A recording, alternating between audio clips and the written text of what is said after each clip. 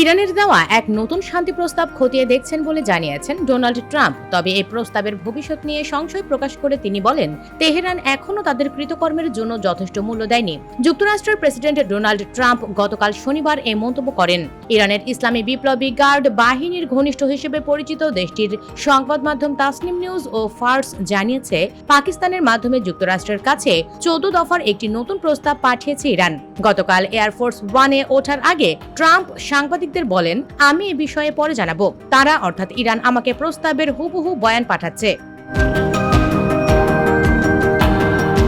সাংবাদিকদের সঙ্গে কথা বলার কিছুক্ষণ পরই ট্রাম্প সামাজিক যোগাযোগ মাধ্যমে এই প্রস্তাব নিয়ে নিজের প্রতিক্রিয়া জানান। সেখানে তিনি লেখেন, আমি কল্পনাও করতে পারছি না যে এটি গ্রহণযোগ্য হবে, কারণ গত 47 বছরে বিশ্ব ও মানবতার যা ক্ষতি তারা করেছে তার জন্য এখনো বড় কোনো মূল্য দেয়নি। উল্লেখ্য, চলতি সপ্তাহে ইরানের দেওয়া আগের একটি প্রস্তাব প্রত্যাখ্যান করেছিলেন ট্রাম্প। রয়টার্স সহ বিভিন্ন আন্তর্জাতিক সংবাদ মাধ্যম গত এক সপ্তাহে জানিয়েছে, পারমাণবিক সমস্যার স্থায়ী সমাধানের আগেই হরমুজ প্রণালী আবার খুলে দেওয়ার প্রস্তাব দিয়েছে তেহরান। ইরানি সংবাদ মাধ্যমের তথ্য অনুযায়ী, তেহরানের 14 দফার প্রস্তাবে ইরান সীমান্তবর্তী এলাকাগুলো থেকে মার্কিন সেনা প্রত্যাহার, ইরানের বন্দরগুলোর ওপর থেকে মার্কিন অবরোধ প্রত্যাহার ও তেহরানের জব্দ করা অর্থ ফেরত দেওয়ার দাবি জানানো হয়েছে। এছাড়া ইরানকে ক্ষতিপূরণ প্রদান, নিষেধাজ্ঞা প্রত্যাহার, লেবানন সহ সব ফ্রন্টে যুদ্ধ বন্ধের দাবি জানানো হয়েছে। এই প্রস্তাবের আওতায় হরমুজ প্রণালী নিয়ন্ত্রণের জন্য একটি নতুন ব্যবস্থার কথা বলেছে ইরান।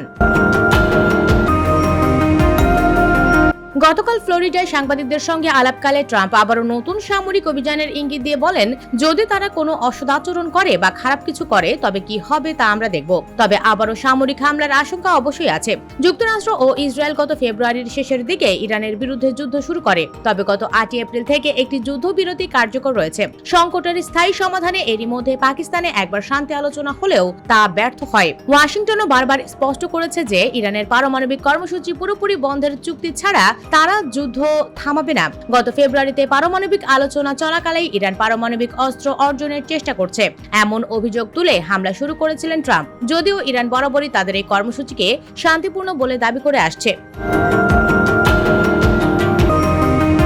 এদিকে হরমুজ প্রণালী দিয়ে নিরাপদ যাতায়াতের বিনিময়ে ইরানকে অর্থ না দিতে জাহাজ কোম্পানিগুলোকে সতর্ক করেছে যুক্তরাষ্ট্র।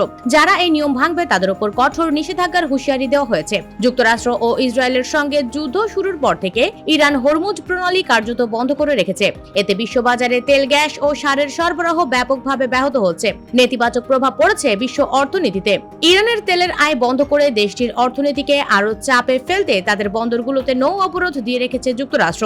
বর্তমানে বিশ্ববাজারে জ্বালানি তেলের দাম যুদ্ধপূর্ব সময়ের চেয়ে প্রায় 50% বেশি। গত শুক্রবার যুক্তরাষ্ট্র এক সতর্ক বার্তায় জানায়, ইরানকে শুধু নগদ অর্থই নয়, কোনো ধরনের ডিজিটাল সম্পদ, পণ্য বিনিময় কিংবা ইরানি দূতাবাসে দান হিসেবেও কোনো অর্থ দেওয়া যাবে না। US Bengal desk report.